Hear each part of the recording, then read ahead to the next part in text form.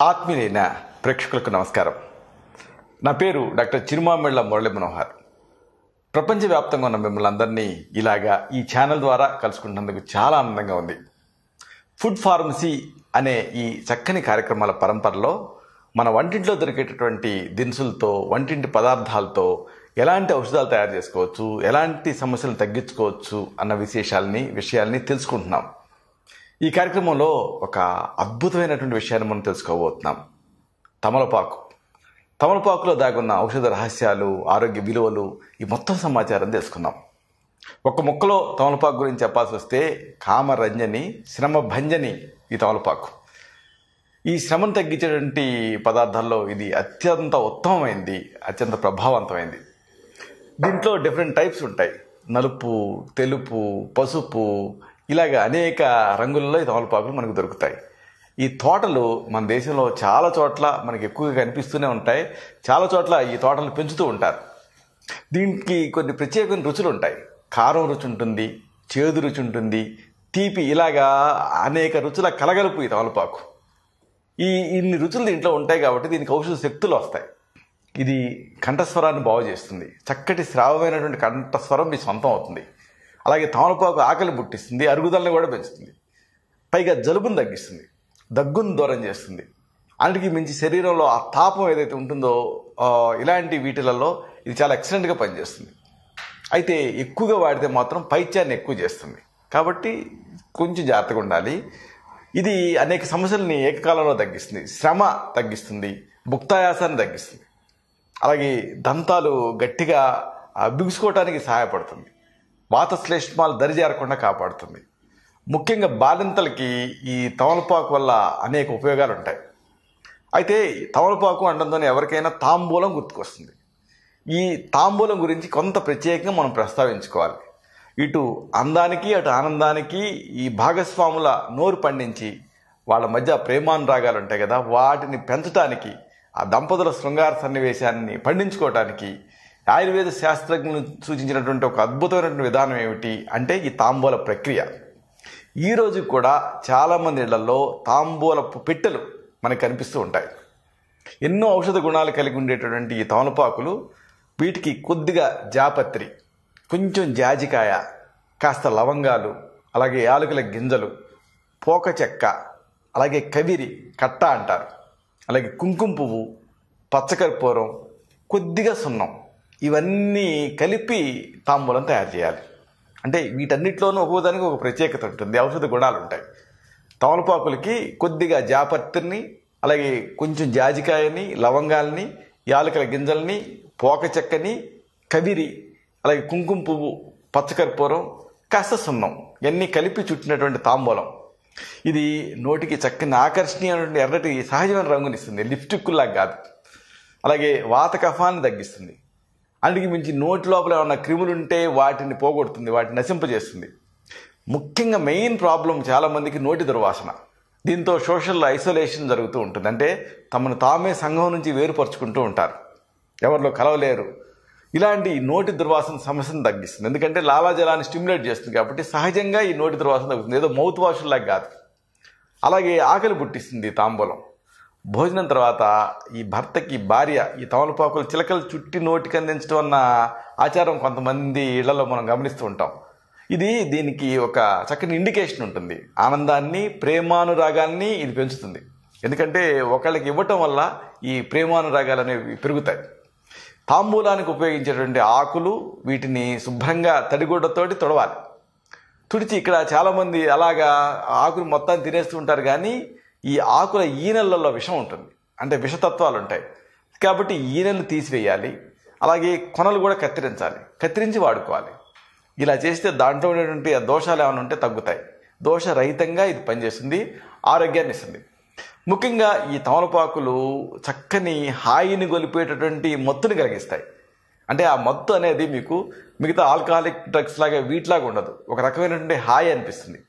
ముఖ్యంగా కామరంజకంగా ఇది పనిచేస్తుంది. సుఖమయ సంసారానికి ఇది మీకు సహాయపడుతుంది.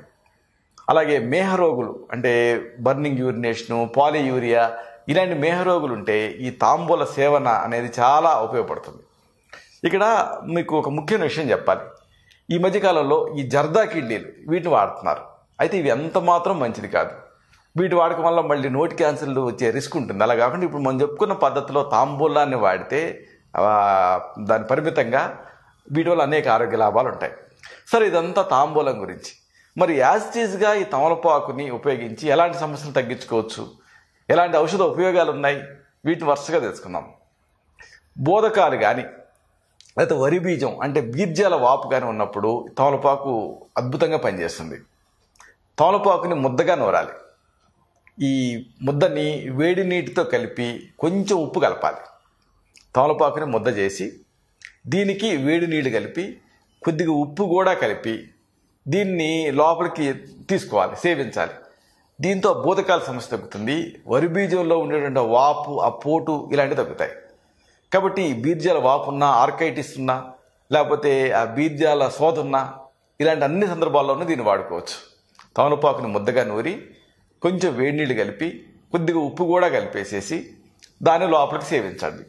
దీంతో ఆ బోధకాలు సమస్య తగ్గుతుంది, లేకపోతే ఆ వరి బీజం సమస్య తగ్గుతుంది. వాపు, పోట్లు, ఆ బీజంలో ఆ సలుపులు ఇలాంటివి తగ్గుతాయి. ఇక పార్శ్వపు తలనొప్పి మరొక సమస్య, హెమిక్రేనియా. అంటే తలలో మధ్య భాగం కొంత భాగం ఇబ్బంది పెడుతూ ఉంటుంది, విపరీతమైన నొప్పి అనిపిస్తూ ఉంటుంది.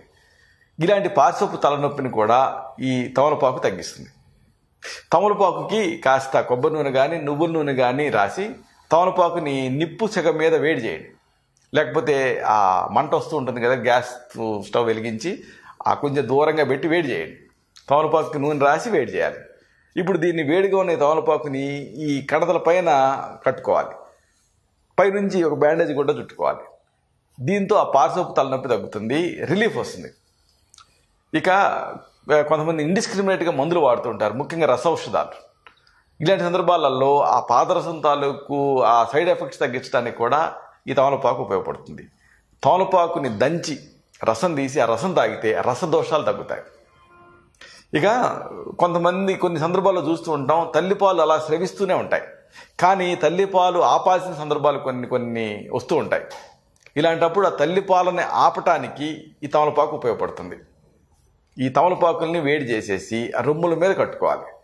దీంతో ఎక్సెసివ్ అంటే ఆ తల్లిపాలు కనుక ఓవర్గా స్రవిస్తూ ఉంటే వాటి శ్రవణం అనేది ఆగుతుంది. అంటే తల్లిపాలను ఆపాల్సిన సందర్భాలలో దీన్ని వాడితే మంచి ఫలితం ఉంటుంది. ఇక పైల్స్, అరిసెమూలలో కూడా తమలపాకులు ఉపయోగపడతాయి. తమలపాకులు అలాగే అత్తపత్తి ఆకులు నూరాలి. నూరేసేసి ఆ పేస్ట్ని ఆ అరిసెమూలల మీద మలాంలాగా పూసుకోవాలి. దీంతో ఆ మొలల బాధ తక్షణమే తగ్గుతుంది. ఆ పిలకలు త్వరగా ఎండిపోయి రాలి పడిపోతాయి. ఇక దగ్గు కానీ కఫం కానీ ఇలాంటి ఇబ్బంది పెడుతూ ఉంటే ఇలాంటి సందర్భాల్లో కూడా తమలపాకు ఉపయోగపడుతుంది. అసలు మేజర్ ఉపయోగం ఈ తమలపాకుకి దగ్గుని తగ్గించడంలో, కఫాన్ని తగ్గించడంలోనే ఉంది. తమలపాకుని దంచి రసం తీయండి. ఈ తమలపాకు రసానికి తేనె కలపండి సమానంగా. రెండింటిని కలిపి దాన్ని ఒక టానిక్ తాగినట్టుగా తాగండి, ఒక కాఫ్ సిరప్ తాగినట్టుగా తాగండి. తమలపాకుల రసం, తేనె. దీంతో ఆ శ్లేష్మం, ఆ దగ్గు, ఈ సమస్యలు తగ్గుతాయి. ఇక గొంతు బొంగురు కానీ గొంతు నొప్పి కానీ ఇబ్బంది పెడుతూ ఉంటే ఇలాంటి సందర్భాలలో కూడా తమలపాకు ఉపయోగపడుతుంది. ఇక్కడ మీరు వాడాల్సింది తమలపాకు వేరుని. తమలపాకును వేరు అలాగే మిరియాలు రెండు కలిపి ముద్దగా నూరండి. ఇప్పుడు ఈ ముద్దని బొగ్గను పెట్టుకొని ఆ ఓటను మింగుతూ ఉండండి. దీంతో గొంతు బొంగురు, గొంతు నొప్పి ఇలాంటి సమస్యలు తగ్గి కంఠస్వరం బాగుంటుంది. ఇక చెవిపోటు కానీ, చెవిలో చీము కానీ ఇలాంటివి కూడా జలుబు వల్ల ఇబ్బంది పెడుతూ ఉంటాయి, ముఖ్యంగా చిన్నపిల్లల్ని. కొన్ని సందర్భాలలో స్విమ్మర్స్ ఇయర్ అంటాం, అంటే ఈదటం వల్ల వీటి వల్ల ఇన్ఫెక్షన్ చేరి చెవిపోటు వస్తూ ఉంటుంది. ఇలాంటప్పుడు ఏం చేయాలి, తమలపాకుని బాగా దంచాలి. దంచి ఆ పేస్ట్ని గుడ్డలో వేసి పిండాలి. ఇప్పుడు రసం వస్తుంది.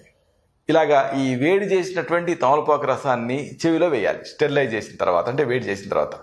దీంతో ఆ చెవుల్లో తయారైనటువంటి ఆ పుండ్లు కానీ, లేకపోతే చెవి నుంచి స్రావం గారటం కానీ, చెవి పోటు కానీ ఇలాంటి సమస్యలు తగ్గుతాయి. కాబట్టి చెవి పోటు ఉన్నా, చెవి నుంచి స్రావాలు గారుతూ ఉన్నా ఇలా చేయండి. అంటే తమలపాకుని దంచి ఆ తర్వాత గుడ్డలో వేసి పిండి రసం తీసి కాస్త వేడి చేసి ఆ రసాన్ని చెవుల్లో వేయాలి. ఒక పావు టీ స్పూన్, అర టీ స్పూన్ రసం వేస్తే సరిపోతుంది. ఇక కంటి సమస్యలలో కూడా తమలపాకు ఉపయోగపడుతుంది.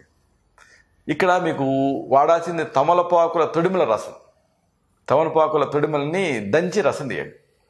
దీన్ని 1 లేదా 2 చుక్కలు మాత్రం ఉదయాన్నే కంటిలో జాగ్రత్తగా డ్రాప్స్ లాగా వేస్తూ ఉంటే ఈ కంటి సమస్యలలో ముఖ్యంగా కంటి అలర్జీలు ఇలాంటివి తగ్గుతాయి. అయితే పర్ఫెక్ట్ అంటే స్టెరైల్ కండిషన్స్లో దీన్ని వాడాలి. కన్ను కదా, ఏమాత్రం అజాగ్రత్తగా ఉన్నా, ఏమాత్రం అపరిశుభ్రత ఉన్నా మళ్ళీ అనవసరంగా ఇన్ఫెక్షన్ కంటిలోకి మీరు ప్రవేశపెట్టినట్టు అవుతుంది. ఇక పిల్లల్లో ఈ ఛాతిలో కఫం తయారవుతూ ఉంటుంది. దీంతో గురగుర అంటూ ఉంటారు. ఆ తర్వాత ఇక ఇది ఆస్మాలోకి దారితీస్తుంది. ఇలాంటప్పుడు పిల్లల్లో తయారైనటువంటి ఈ కఫాన్ని, ఛాతిలో పెరిగిపోయిన కఫాన్ని తగ్గించడానికి కూడా తమలపాకులు ఉపయోగపడతాయి. తమలపాకులకి పైన ఆవ నూనె రాయండి, లేకపోతే కొబ్బరి నూనె అయినా రాయొచ్చు, లేకపోతే నువ్వుల నూనె అయినా రాయొచ్చు. రాసి నిప్పుల సెగ చూపించండి, లేదా ఆ మంట తాలూకు సెగ చూపించండి. అంటే వేడి అవుతుంది అది. ఇలాగ తమలపాకుని నూనె రాసి వేడి చేసి ఆ ఛాతి పైన పరవాలి. ఒకవేళ ఈ యూరినేషన్ అంటే బర్నింగ్గా ఉన్నప్పుడు, మంట ఉన్నప్పుడు, అప్పుడు పొత్తి కడుపు పైన కూడా దీన్ని కట్టచ్చు. దీంతో ఆ శ్లేష్మం కరిగిపోతుంది, ఈ శ్వాసనాళాలు శుభ్రం అవుతాయి, దగ్గు ఆయాసం తగ్గుతాయి, పిల్లల్లో విరేచనం సుఖంగా జరుగుతుంది. పిల్లలకి ఇది చాలా మేలు చేస్తుంది. ఇక మూర్ఛలు, అపస్మారం ఇలాంటివి ఉన్నప్పుడు కూడా తమలపాకు ఉపయోగపడుతుంది. ఇక్కడ ఒక ఆసక్తికరమైన ఔషధాన్ని తయారు చేసుకోవాలి. మూర్ఛలు, అపస్మారంలో ఇది రామబాణంలా పనిచేస్తుంది. 9 వానపాములను తీసుకురావాలి. తెచ్చి వీటిని నీటిలో వేసి శుభ్రంగా కడగాలి. ఇప్పుడు ఈ వానపాముల్ని మజ్జిగలో వేసి 1 గంట నానబెట్టాలి. తిరిగి శుభ్రంగా కడగాలి. ఇప్పుడు 9 తమలపాకులతో ఈ వానపాముల్ని కలిపి నూరి శనగగింజలంత మాత్రలు చేసి నిల్వ చేసుకోవాలి. రోజు ఉదయం సాయంత్రం 1 మాత్ర చొప్పున మంచినీళ్లతోటి దీన్ని వాడుతూ ఉంటే మూర్ఛలు, అపస్మారాలు, భ్రమలు ఇవి తగ్గుతాయి. భూనాగ చూర్ణం అన్న పేరుతో ఇది ఆయుర్వేద మందు షాపులో కూడా దొరుకుతుంది. కానీ ఎవరికి వాళ్ళు తయారు చేసుకోవచ్చు ఒకవేళ దొరకకపోతే. 9 వానపాములని తెచ్చి నీటిలో వేసి శుభ్రంగా కడిగి మజ్జిగలో 1 గంట నానబెట్టి తిరిగి శుభ్రంగా కడిగి 9 తమలపాకులతో కలిపి నూరాలి. నూరి శనగగింజలంత మాత్రలు చేసి బాగా ఆరబెట్టాలి. ఉదయం 1 మాత్ర, సాయంత్రం 1 మాత్ర చొప్పున మంచినీళ్లతోటి లోపలికి వేసుకుంటూ ఉండాలి.